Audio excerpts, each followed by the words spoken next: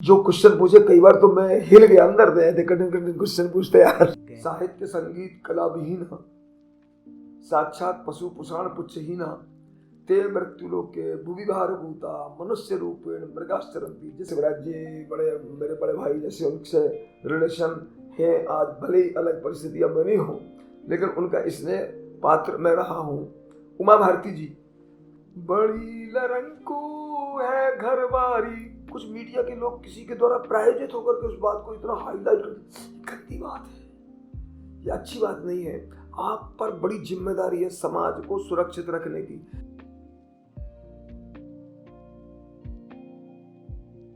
एक ऐसी शख्सियत जिन्होंने टीकमगढ़ के गौरव और इस पावन भूमि की संस्कृति को पुनः जागृत करने का काम किया। आरएसएस से लेकर एबीवीपी और फिर टीकमगढ़ की शीर्ष सत्ता पर बैठने तक इन्होंने जहां भी कदम रखे अपने उत्कृष्ट प्रदर्शन से लोगों का भरपूर समर्थन प्राप्त किया। स्वच्छ भारत अभियान की शुरुआत से बहुत पहले ही इस महान दूरदर्शी ने टीकमगढ़ की स्वच्छता और सौंदर्यीकरण का काम शुरू कर दिया था। टीकमगढ़ की भूमि के वीर सपूतों और महान व्यक्तित्वों को सलामी देते शान टीकमगढ़ पार्क का निर्माण भी इन्हीं की देन है।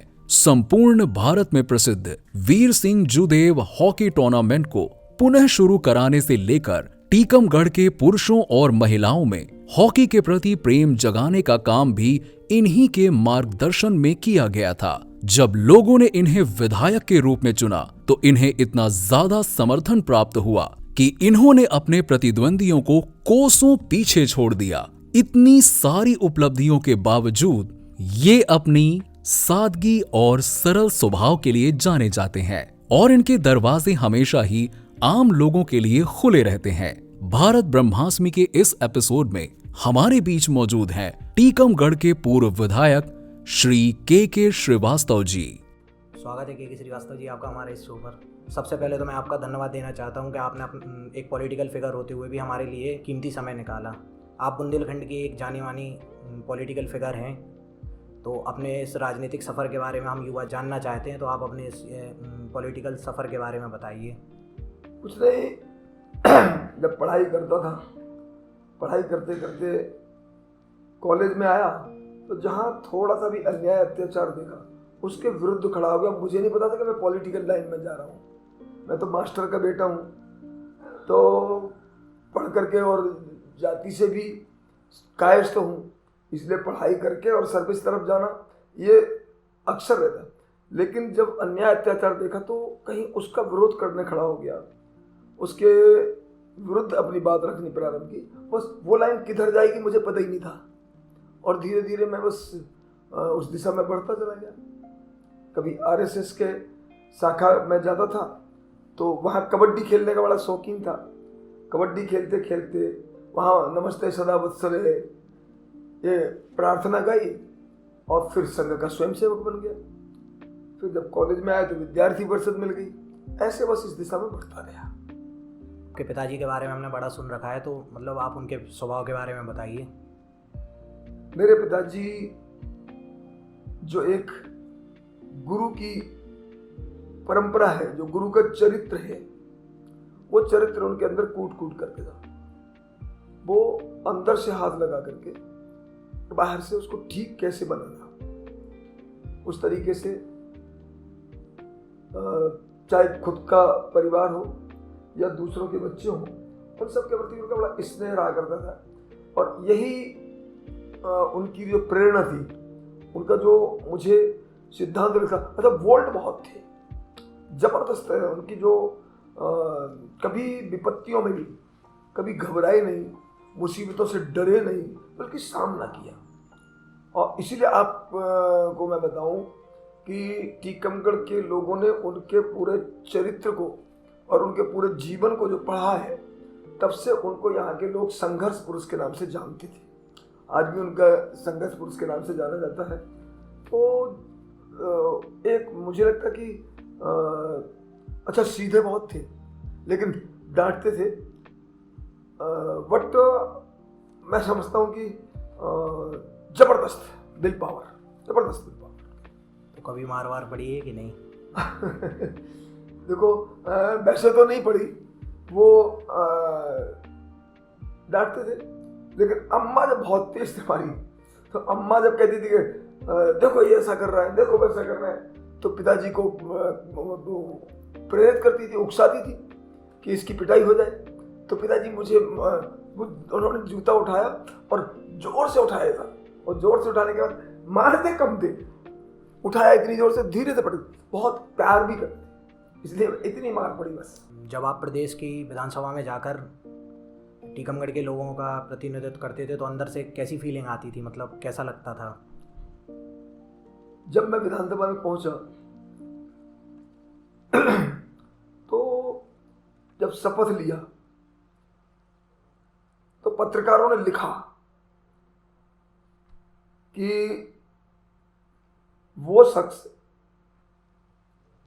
जो 27 वर्ष पहले कभी उस विधानसभा में शैक्षणिक आंदोलन को लेकर विद्यार्थी परिषद के माध्यम से और विधानसभा के अंदर पर्चे फेंकने के लिए घुसा था, वो शख्स 2013 में आज संविधान की ओथ ले रहा है।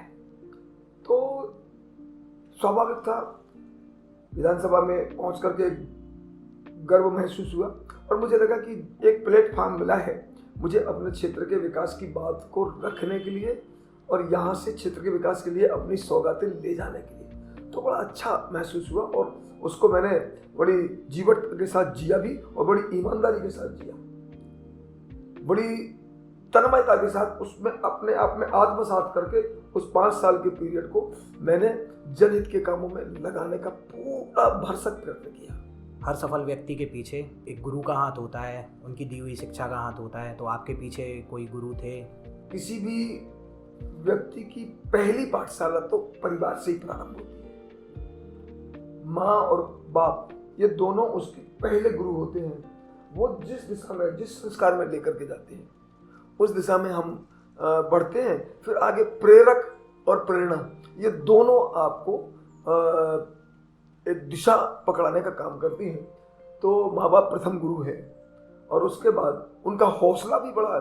तो गुरु बहुत अच्छा मिल जाए, लेकिन अगर घर परिवार से प्रेरणा नहीं मिली, प्रोत्साहन नहीं मिला, पीठ थपथपाने का काम नहीं हुआ, तो मुझे लगता है कि अच्छा गुरु भी हमारा रास्ता उस रास्ते पर चलाने में असफल हो सकता है। इसलिए प्रथम पाठशाला, फिर उसके बाद स्वाभाविक है स्वामी विवेकानंद को पढ़ा, फिर उसके बाद अन्य महापुरुष चाहे नेताजी सुभाष, ये मैं लगता है ये मेरे दूसरे गुरु पुस्तकों के माध्यम से, उनके ध्येय मार्ग से मुझे लगा। नेताजी से तो मैं भी काफ़ी इंस्पायर हूँ नेताजी से। राजनीति में तो आज आप एक माहिर खिलाड़ी हो, लेकिन स्टडी में, पढ़ाई में कैसे थे आप?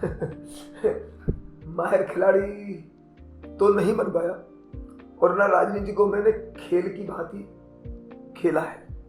मैं राजनीति को या सत्ता को साध्य के रूप में मैंने नहीं देखा, बल्कि लोगों के कल्याण के लिए, जनहित के लिए इसे एक साधन मात्र में लिया है कि हमारे लिए एक साधन हो सकता है लोगों का भला करने के लिए।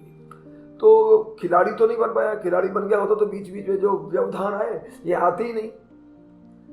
बाकी पढ़ाई में जहाँ तक कहा जाए तो कक्षा 8वीं तक तो मैं डिक्टेंशन प्राप्त विद्यार्थी था, यूपी से पढ़ा हूँ। फिर 9th से जब यहाँ आया तो कुछ एक घर परिवार का डीएनए अलग था, तो तेज तर्रार थोड़ा सा स्वभाव रहा है।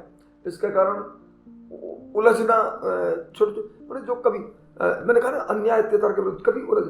तो फिर हायर सेकेंडरी भी बहुत अच्छी पढ़ाई नहीं हो पाई। हालांकि ग्रेजुएशन मैंने भोपाल यूनिवर्सिटी से किया और वहाँ पर जो ऑप्शनल सब्जेक्ट मिलते थे, इंग्लिश लेना है, हिंदी लेना, तो मैंने लिटरेचर इंग्लिश से ग्रेजुएशन किया। फिर एमए, फिर इस बीच विद्यार्थी परिषद के माध्यम से आंदोलनों में जुड़ गया।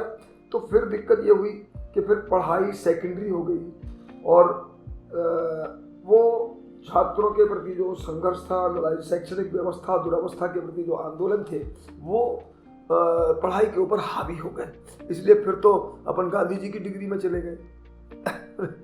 जैसे आप अभी जनसेवा में इतने फोकस्ड हो, तो उस टाइम जब आप भोपाल में पढ़ते थे तो कॉलेज में इतने ही फोकस थे स्टडी पे कि कुछ करने आए, शहर से इतनी दूर आए हैं तो कुछ करने के लिए, या फिर दोस्तों के साथ घूमना फिरना या मस्ती होती रहती नहीं, थी? वहाँ यहाँ राजनीति में ज़्यादा आगे था, तो पिताजी ने कहा कि इसको यहाँ से भगाओ, कोई हम लोगों के यहाँ नेतागिरी तो करनी नहीं है, पढ़ाई करेगा। तो मैं चला गया भोपाल।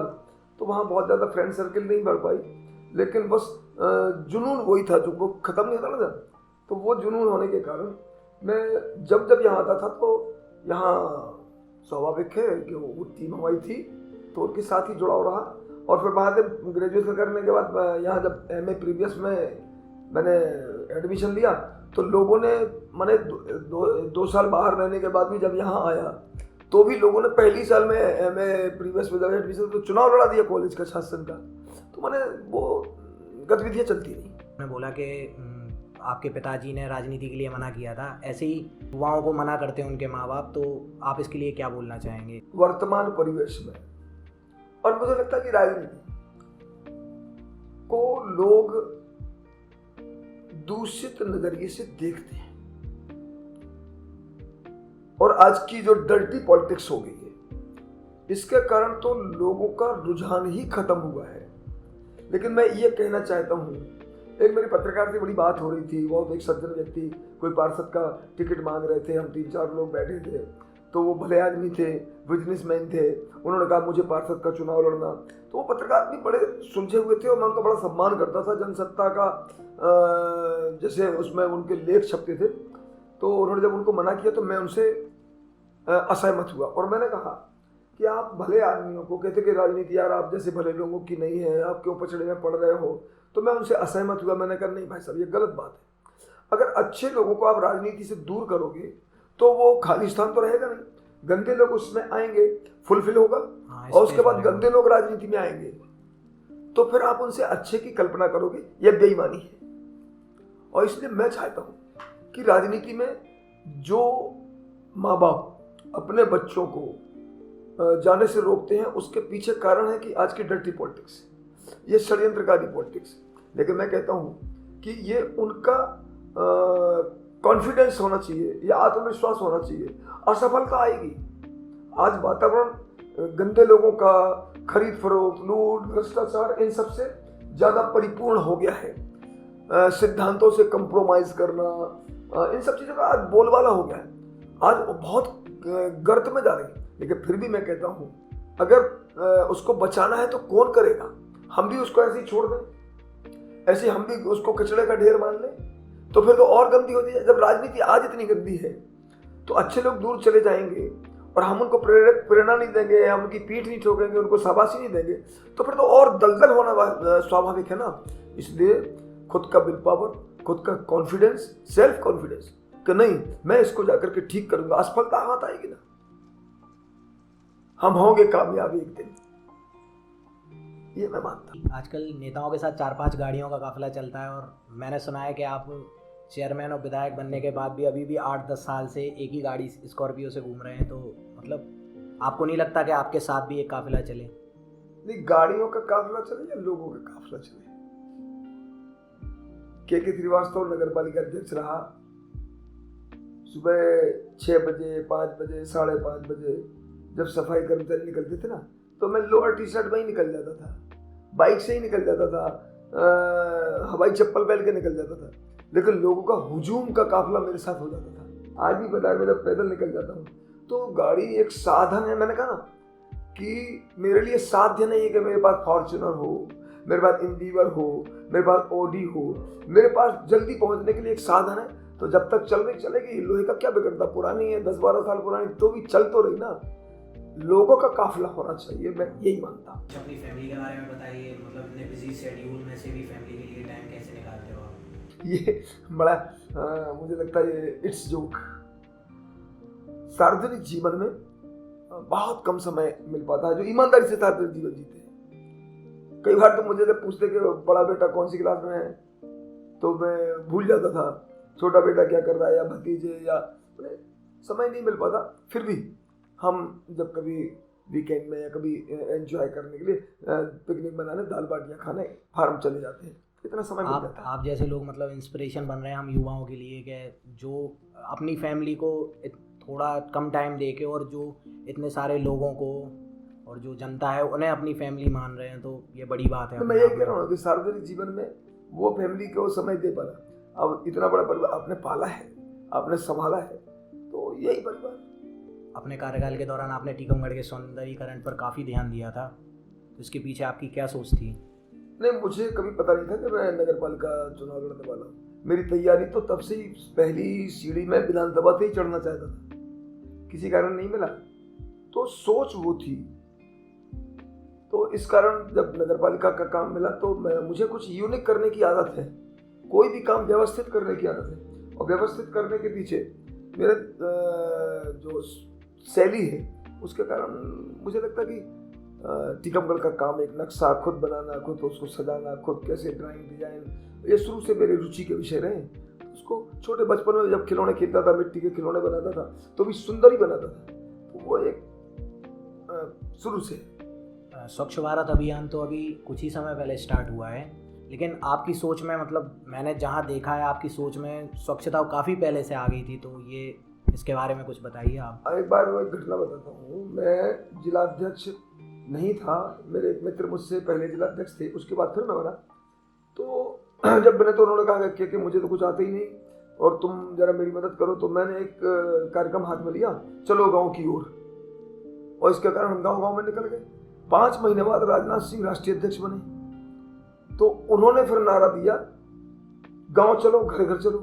तो हमें सब लोग बोले कि यार तुम्हें तो उससे पहले 5 महीने पहले तुमने गांव की ओर कर। तो ये सोच है जिस विद्यालय, तो कहीं ना कहीं वो बड़े पदों पर पहुंच के अपनी मिशन चला पाते हैं। मेरे मन में पढ़े हम लोग एक ही विचारधारा से है ना, तो मैं यहाँ हूँ, भले एक सोच तो एक सी है। कोई ऐसी घटना है जिसके बाद मतलब आप सोचते हो कि आपका राजनीति में आने का मोटिव पूरा हो गया? इसका उत्तर बड़ा कठिन है। जो किसी जिम्मेदारी को लेकर के काम करता है उसको कभी जीवन में संतुष्ट नहीं होना चाहिए। शिखर एकदम।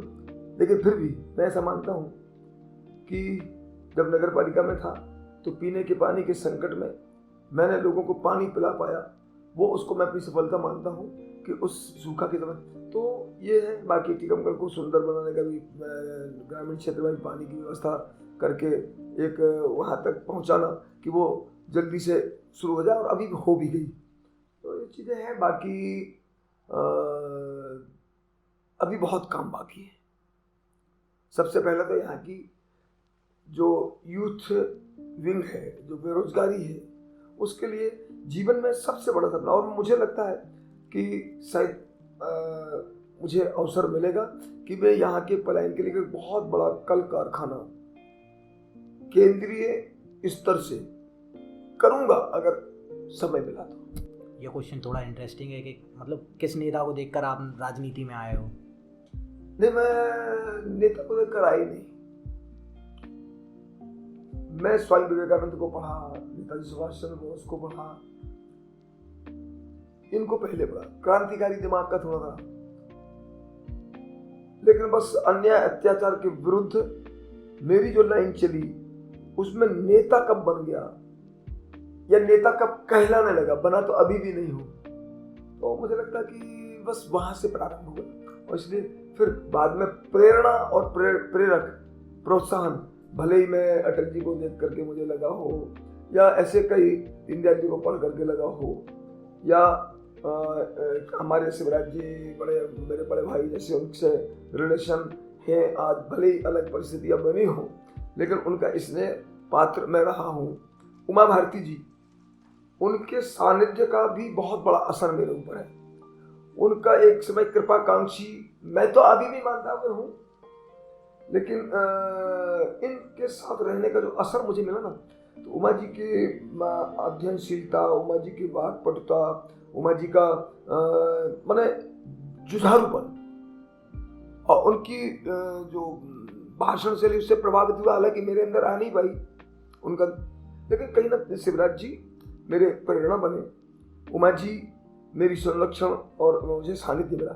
इन सबको देख करके आगे बढ़ा। ये बात मैं थोड़ी अंदर की पूछूंगा कि जब शिवराज सिंह चौहान जी के पास आप टीकमगढ़ से जुड़े मुद्दे लेकर जाते थे तो मतलब वो कितना टाइम लेते थे, सुनवाई होती थी या नहीं होती थी? मैं समझता हूँ कि शिवराज जी मुख्यमंत्री थे, मैं यहाँ नगर पालिका अध्यक्ष था। साने टीकमगढ़ पार्क, यहाँ पुलिस लाइन में कार्यक्रम था, साने टीकमगढ़ पार्क घूमने गए जब मैंने कहा मैंने ऐसा कुछ बनाया, और वहाँ से लौट करके आए तो उन्होंने कहा कि एक सोच कहाँ से आई और इसका तुम्हारी सोच का उपयोग तो मुझे मध्य प्रदेश लेवल पर करना चाहिए। और पुलिस लाइन में जो भाषण हुआ उन्होंने कम से कम 7.5 मिनट केवल के श्रीवास्तव नगर पालिका टीकमगढ़ और पीने के पानी के बारे में बोला, और उसके बाद उन्होंने कहा कि आज मैं तुम्हारे काम से खुश हूँ। मैं जगह जगह के की तारीफ करता हूँ, 4 जगह उदाहरण देता हूँ कि अगर नगर पालिका का काम देखना है तो टीकमगढ़ जाकर के देखो। और उसी दिन उन्होंने यहाँ घोषणा की कि 1 करोड़ रुपया मैं के श्रीवास्तव की नगर पालिका को देता हूँ, 25-25 लाख बाकी।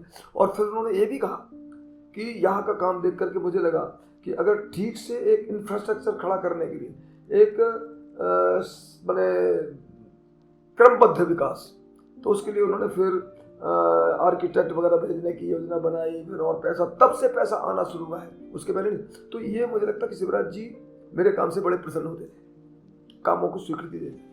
आपको जगह जगह धार्मिक स्थलों में मतलब देखा है, कई रैलियों में, रामनवमी की रैली में आप डांस करते हो, तो क्या डांस क्लास वगैरह लिए या कुछ ऐसे ही? साहित्य संगीत कला विहीन साक्षात पशु पुषाण पुच्छहीना ते मृत्यु लोके भूविभार भूता मनुष्य रूपेण मृगाश्चरंती, जिसके अंदर साहित्य नहीं, संगीत नहीं, कला नहीं, ऐसे लोग बिना पूछ के पशुओं के समान है जो मृत्यु लोक में केवल चल रहे हैं। इसलिए वो तो मैं जीता हूँ। हमारा परंपरागत कल्चर है, हमारी संस्कृति है, उसको संरक्षण करना, और अगर इससे दूर भागेंगे तो हमारी संस्कृति का विलुप्त होना स्वाभाविक है। आज साउथ में हम देखें, हम कश्मीर में देखें, मेघालय में देखें, असम नागालैंड में देखें, या हम कहीं भी, तो मुझे लगता कि हमें उस कल्चर को जीना चाहिए और उनको बढ़ावा देने के लिए कुछ बड़े लोगों को आगे आना चाहिए।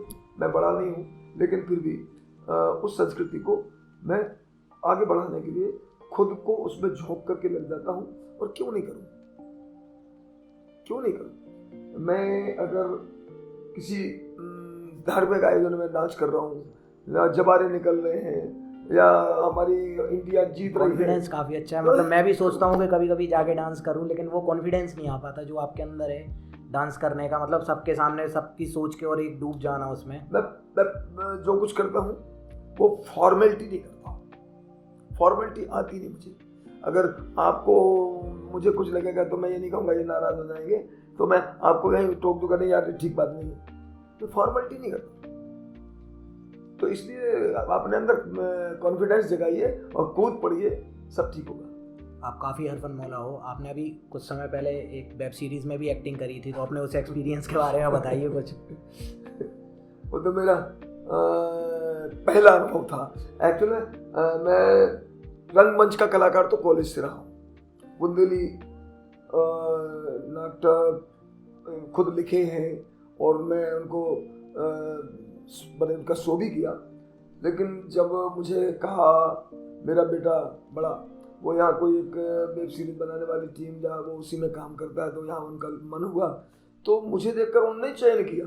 मुझे पता नहीं था कि मुझे कुछ एक्टिंग का चांस मिलने वाला है, बस मेरी बार बार में जो स्टाइल थी, कहीं गुस्सा हो जाना, कहीं मुस्कुरा देना, कहीं मेरा एकदम, तो उसके कारण उन्होंने मुझे एक रोल दिया, और वो एक बाहुबली विधायक का था, लीडर ऑफ अपोजिशन। और उस पूरी पिक्चर में यानी मैं विलन के रूप में था, तो मैंने किया। और मुझे जब वो सिखाने लगते थे उनके डायरेक्टर वगैरह के लोग, तो उनका जो मेन डायरेक्टर, आपके किरदार के बिल्कुल विपरीत हुआ कि राजनीति में आप हीरो हो और फिर विलन, तो ये कैसे ढाला आपने खुद को इसमें? नहीं, मुझे लगता है कि आप अगर उस थीम में जा रहे हो तो उसको पूरा अपने आप में जियो। आप देखें ना, चरित्र अभिनेता की भूमिका में भी अमरीश पुरी जीता है, विलन की भूमिका में वो जीता है। तो मुझे लगता है कि व्यक्ति अगर अपने आप को खपा दे, अपने आप को उसमें झोंक दे, तो कोई भी ऐसा काम नहीं है जो आप नहीं कर सकते। सकल पदार्थ हैं जग माही, कर्म ही नर पावत नहीं।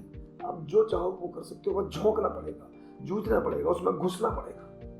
तो वो हमने किया और एक अच्छा अनुभव था। पहली बार मेकअप हो रहे थे, कैसे मुझे लगा मैं कैसे दिखूंगा, क्या दुबला पतला था ऐसा, और विलन तो मोटे ताजे होने चाहिए थोड़े, लेकिन ठीक आया, अच्छा रहा। गाना वाना गाते हो? हाँ, खूब। रामायण की चौपाई से लेकर के और बुंदेलखंड की फाग और राई तक। कुछ 2 लाइन मतलब सुना। तो बस अभी तो गपशप करने के मूड में है यार।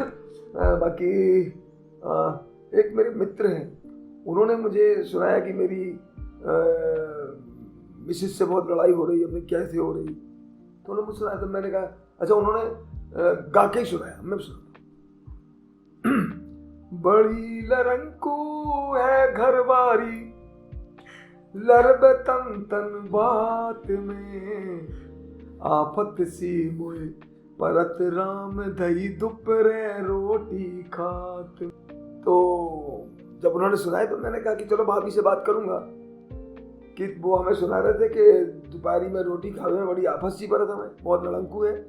तो हम भाभी से पूछने गए, तो भाभी बोली अरे भैया, उनने तो अपनी सब सुना रही, हमारी सुनो तो समझ में आ जाए, हमने कहो तो उनने भी गाई के सुनाई, दो ही मियाँ भी गावे मारे। तो उन्होंने सुनाई कि कैसी करो किते मर जाऊं, शर्म लगत मोए कात में, वो दद्दा ने का सोच सौंप दो सिड़ बिल्ला के हाथ में। जबरदस्त जबरदस्त। आपकी दिनचर्या क्या होती है, मतलब इतना बिजी शेड्यूल है और फिर दिनचर्या कैसे मेंटेन करते हो आप? सुबह नींद तो जल्दी खुल जाती है, लेकिन 1 आध घंटे बिस्तर पर रह नहीं होता है। उसके बाद फ्रेश होकर के थोड़ा सा अल्पाहार करने की आदत है नहीं, कभी अंकुरित चने या टोस्ट ब्रेड ऐसे लिया, और फिर 2 या 3 रोटी खाई। उसके बाद अपने निकले। शाम का खाना कम खाता हूँ और इसलिए फिट रहता हूँ। मैं अगर खाना पूरा खा लूँगा तो जितना कैपेसिटी, जितनी क्षमता, जितनी एनर्जी मेरे अंदर बिना खाना खाए होती है, खाना खाने के बाद मैं थक जाता हूँ, और इसलिए मैं खूब चलता हूँ। और मेरे साथ चलने में लोगों को दौड़ना पड़ता है जब मैं चलता हूँ। तो दिनचर्या बहुत बैलेंस तो नहीं है, लेकिन खाना पीना बहुत ज़्यादा नहीं खाता हूँ, इसलिए फैटी नहीं हूँ। परिश्रम खूब करता हूँ, मेहनत खूब जबरदस्त, बाकी नींद भी ले लेता हूँ। आप कौन सा मोबाइल इस्तेमाल करते हो और उसमें मतलब कौन सा सबसे ज़्यादा ऐप चलाते हो? मुझे मोबाइल का नाम तो पता ही नहीं यार, बहुत पुराना सा है, मुझे याद नहीं। आज के समय में तो नेता लोग मतलब है शायद ओप्पो। आज के समय में नेता लोग आईफोन लेके चल रहे हैं, और आप तो ये ओप्पो आईफोन नहीं होता क्या? नहीं, आईफोन तो काफ़ी महंगा होता है, 1-1.5 लाख का आता है कम से कम। नहीं, ये तो हमारा 30-32 हज़ार का शायद आया था, मुझे आइडिया नहीं है बहुत ज़्यादा, लेकिन वही चल रहा आज 6-7 साल से।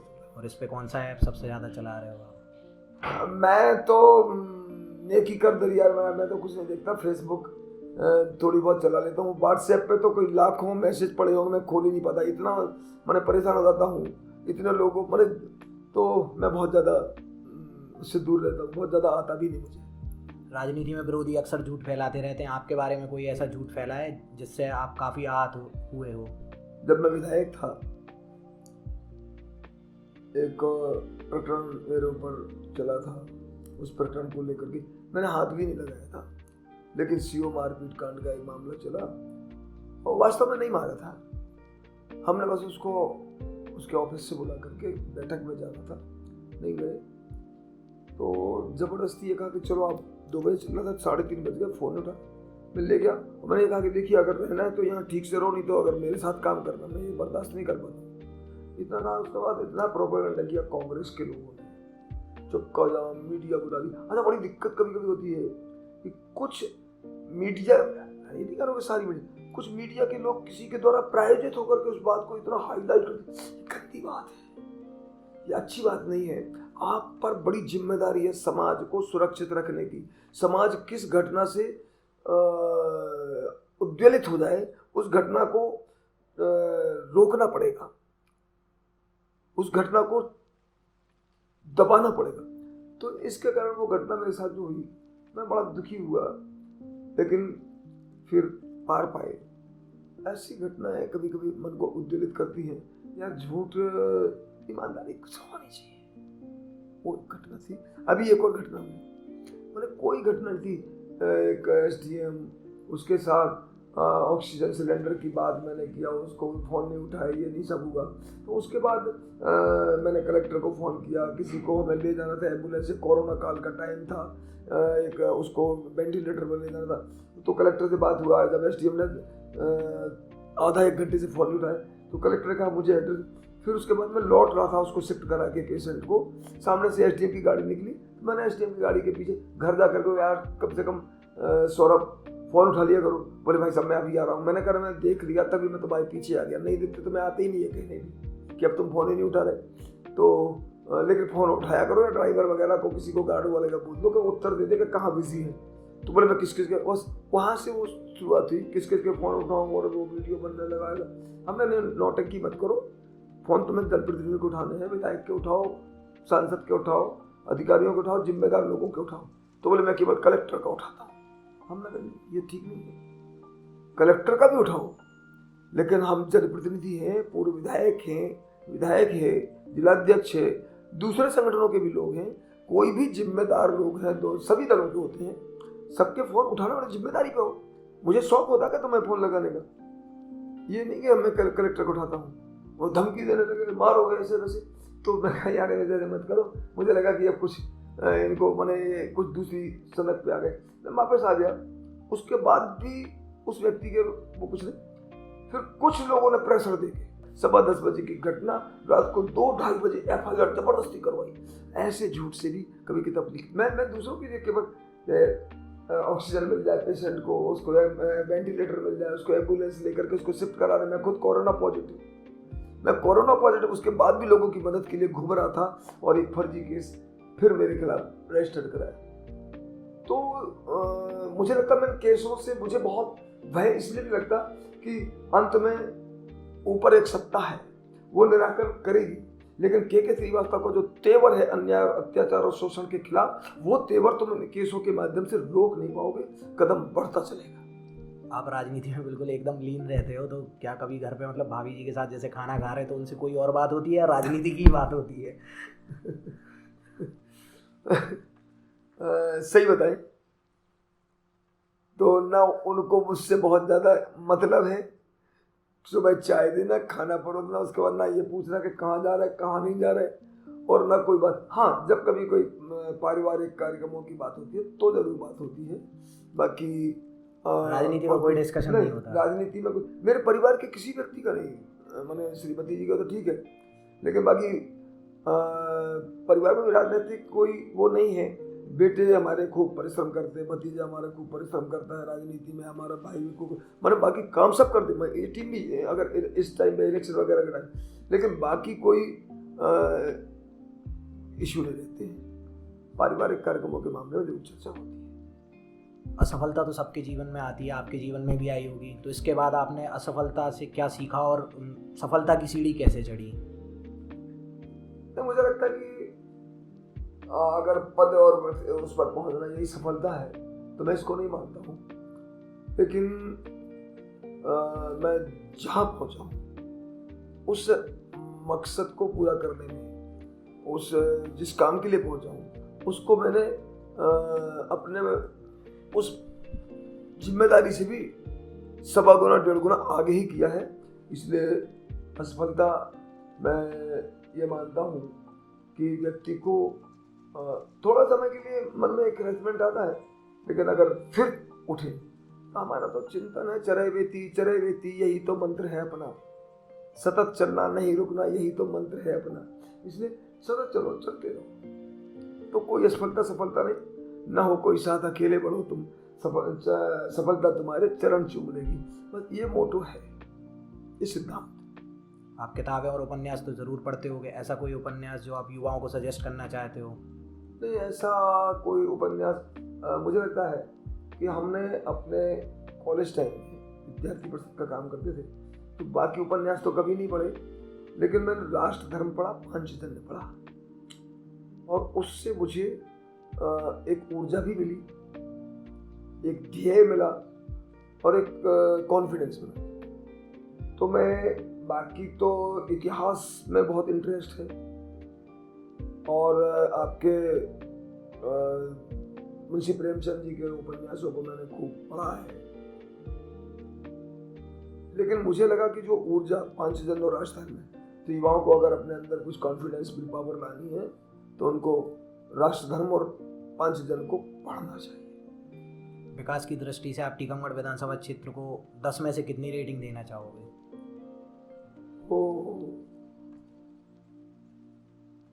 मुझे लगता है कि नगर को हम सजा संवार कर आए थे। 5 साल विधानसभा क्षेत्र में भी काम किया, सड़कें, स्कूलों की शिक्षा की दृष्टि से भी, रेवेन्यू की दृष्टि से भी, स्वास्थ्य की दृष्टि से भी, पीने के पानी की व्यवस्था का एक स्तर ऊपर बढ़ाकर आए थे। लेकिन अभी जो कुछ हुआ इन 5 सालों में, जो जनता ने भुगता है, उसके कारण लोग हा कर गए। हा कहा ना बुंदेलखंड में ये हा कर गए। अरे इतना लोगों की जबानें बंद, लोगों का लुटना पिटना, जमीनें खरीद फरोख्त, लूट, भ्रष्टाचार, छरिया दरिया, ये सब जो चला इतने तो मुझे लगता कि अब रेटिंग जो पहले थी ना, जो ग्रेडिंग हमें देनी चाहिए, अब तो डाउन हुआ है। बहुत खराब स्थिति है।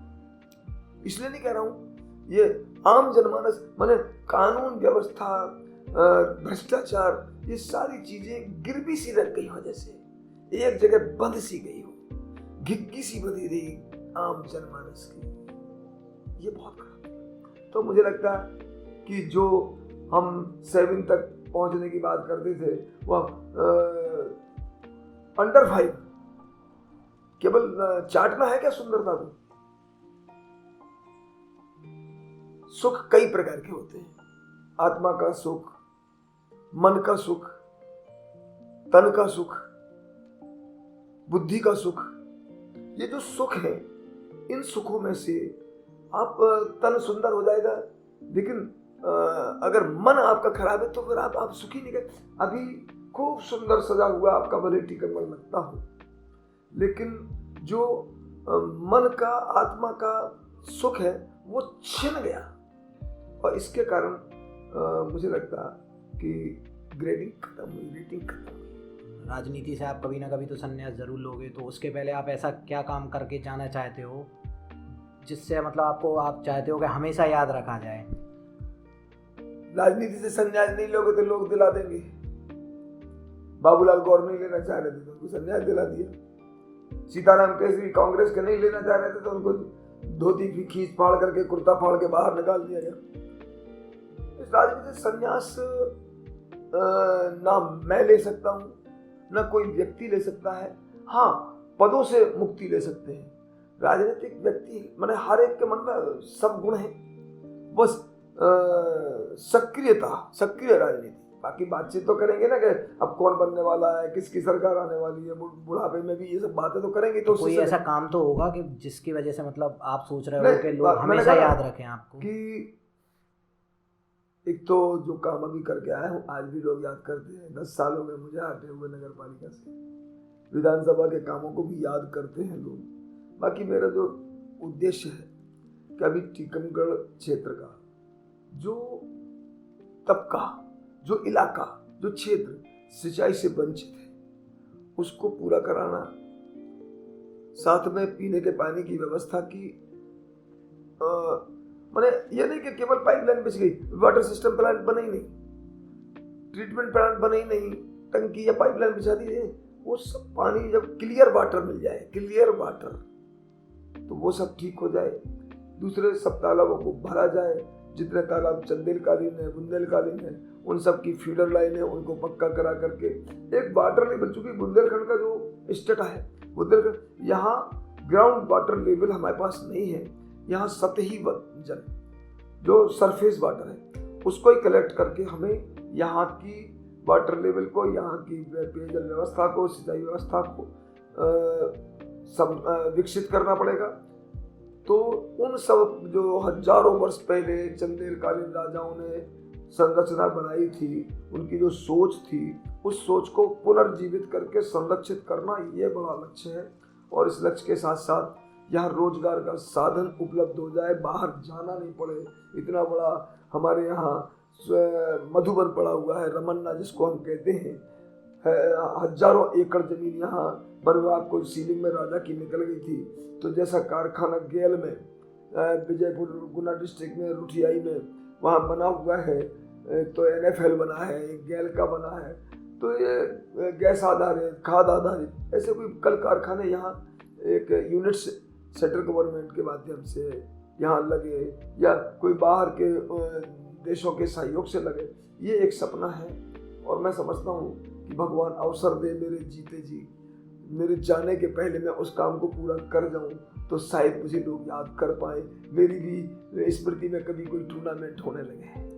बीजेपी में आप काफ़ी सालों से हो, तो कभी मोदी जी से मिलना हो पाया है? हाँ, मोदी जी मध्य प्रदेश के प्रभारी रह चुनाव के एक समय, फिर मोदी जी पार्टी के बड़े महासचिव भी रहे, फिर उमा जी के साथ रहना होता था, उमा जी के घर में शादी में भी एक बार आए थे, ऐसे तब मिलना हुआ। और तब मैं टिकट मांग रहा था, जब मोदी जी यहाँ थे तब उनको बायोडाटा ही सौंपा हुआ था, ऐसे मिला। बाकी वो मुझे जानते हैं ऐसा मैं नहीं कह सकता हूँ, एक तरफा प्यार है 50% का अपना, मैं उनको जानता हूँ। तो मोदी जी के बाद आप किसे PM बनता देखना चाहोगे, अगर मोदी जी जब बाद में राजनीति छोड़ेंगे उसके बाद? यार मैं खुद बनूंगा, किसी को क्यों देखना चाहूंगा। अटल बिहारी वाजपेयी कहा करते थे, नारे लगते थे, देश का नेता कैसा हो, अटल बिहारी जैसा हो। एक बार अटल जी ने टोका, यार अटल बिहारी जैसा क्यों, मैं क्यों नहीं, तो इसलिए PM मैं क्यों नहीं। बहुत नेता है, बहुत नेता है, उनमें एक मैं हूं। तो आप जैसे आप बोल रहे हो कि मैं खुद PM बनना चाहता, तो महिलाओं के लिए आजकल बहुत काम हो रहे हैं, तो आप क्या विजन रखते हो? आप वैसी बिजनेस ही हो, तो इस वजह से आप बताइए, आपका विजन देखा है। 1000 रुपया 1500 रुपया ये बांटना, ये करना, वो, अरे सबसे बड़े साधन दो ना यार, इसकी कहीं इसका अंत होना चाहिए। मैं इसका घोर विरोधी हूँ। महिलाओं के लिए एक बार नहीं, मैं किसी के काम हो रहा, लेकिन ये उन महिलाओं वाला जो आप बोल रहे हो वो उन महिलाओं को रोजगार सिखाओ ना, उन महिलाओं को पापड़ बेल करके उनकी एजेंसी यूनिट्स बनाओ ना, उन महिलाओं को बड़ी पापड़ की फैक्ट्री खुलवाओ ना, इसके माध्यम से कहीं ना कहीं उनमें एक ट्रेनिंग दो, प्रशिक्षण दो, फ्री का क्यों। और इसका अंत नहीं है, ये इसको जो भी गवर्नमेंट आएगी अगर रोकेगी तो उसका बंटवारा होने वाला है, इसका आती है ये। और अब नौकरियां दे नहीं पा रहा है, स्कूल में मास्टर पूरे हैं नहीं, बस बांट बांट करके अपनी सरकारें बनाते चले जाओ, खोखला कर देगा, निकम्मा बना देगा। मैं इसका विरोधी हूं। मैं तो खुल करके जब भाजपा में था तब भी बोला हूं कि इसका किसी ना किसी को, सारे दलों को सोचना चाहिए। मैं स्कूटी बांटूंगा, उन्होंने कहा मैं अब कार दूंगा, कौन सी है वो ले लो। क्या है यार, आई एम नॉट, मैंने इसको मैं पसंद नहीं करता हूँ। अब तो आप राजनीति में उस समय से हो जब सोशल मीडिया, ये फेसबुक, इंस्टाग्राम वगैरह कुछ नहीं चलता था, तो तब से और अब में क्या अंतर आया है राजनीति में? अरे बड़ा अंतर है यार, हम करते बहुत कुछ हैं, लोग करते कम हैं, दिखाते जाता है। गाय को चारा खिलाया, गाय के ऐसे ऐसे चारा का वो लगाया और फोटो खींच के उसके नाक में जा रहा है कि मुंह में जा रहा है, ये देखना नहीं। क्या यार, उसको आना चाहिए, प्लेटफॉर्म मिलना चाहिए, लेकिन वास्तव में धरातल पर भी तो काम करो मेरे यारो। लोग केवल एक फोटो लगाई और रामस्वरूप लाला रामस्वरूप रामनारायण पंचांग उठाया, उसमें से वीर सावरकर की जयंती, फिर फलां की जयंती, उसकी मूर्ति लगाई, 5-7 लोग इकट्ठे जुड़ गए और फूल माला ऐसे फूल डालते हुए दिख गए। कभी फूल उनके सर पे गिर रहा है, नीचे गिर रहा है, टेबल के नीचे। और धरातल पर काम करो। आप प्रसिद्धि के पीछे भागोगे तो प्रसिद्ध नहीं हो पाओगे, आप धरातल में काम करोगे तो प्रसिद्धि आपके पीछे भागेगी। आजकल बायोग्राफी काफ़ी बन रही है, आपके जीवन पे अगर कोई बायोग्राफी बने तो आप किस एक्टर को अपना किरदार निभाते देखना चाहोगे? मैंने कहा सब लोगों ने आजकल अपने अपने बारे में सोचना शुरू कर दिया है।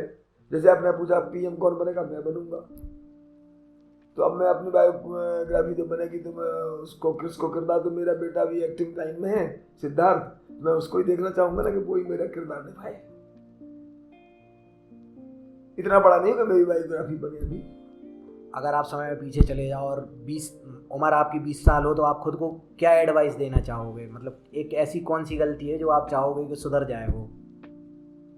मुझे लगता है कि मैंने ऐसी कोई गलती नहीं की जिसके लिए मुझे पछतावा हो। मैंने सब रास्ते सोच समझ करके लिए हैं, खुले मन से लिए हैं, और इसलिए मेरी जीवन में 2 लाइनें थी जब मैं पढ़ता था। उस समय मेरे जीवन में 2 बातें थी कि या तो मैं फौज में जाऊं, भारत माँ की सेवा करूं, राष्ट्र की सेवा करूं, और कभी कभी पैदल चलता था तो अकेला चलता था अंधेरे में, तो एकदम लेफ्ट राइट करता था कि कदम से कदम ऐसे जुड़ा है जैसे ड्रिल कर रहा हूँ। तो फौज में जाने का था। दूसरा सार्वजनिक जीवन में समाज की सेवा करने का था। उस दिशा में नहीं जा पाया तो इस दिशा में आ गया। इसलिए मुझे पछतावा कहीं है ही नहीं कि मैं 20 साल का हो जाऊं या 20 साल पीछे चला जाऊं, तो मैं ठीक दिशा में। आप किसे बड़ा मानते हो, किस्मत या मेहनत? समय समय पर किस्मत भी बड़ा साथ दे देती है, और नहीं तो मेहनत तो परिश्रम तो है ही, परिश्रम की पराकाष्ठा है। तो दोनों चीजों का जब तालमेल होता है तब। फिर भी आपकी नज़र में बड़ा तो कोई होगा ना, किस्मत या मेहनत में से? विश्वास आपको जिस पर इन दोनों में से मुझे कुछ भी बड़ा लगे, मुझे तो मेहनत ही बड़ी लगती है। लेकिन आजकल वो मेहनत ना किस्मत, आजकल तो रुपया बड़ा होने लगा है, पैसा सब पर भारी हो गया है।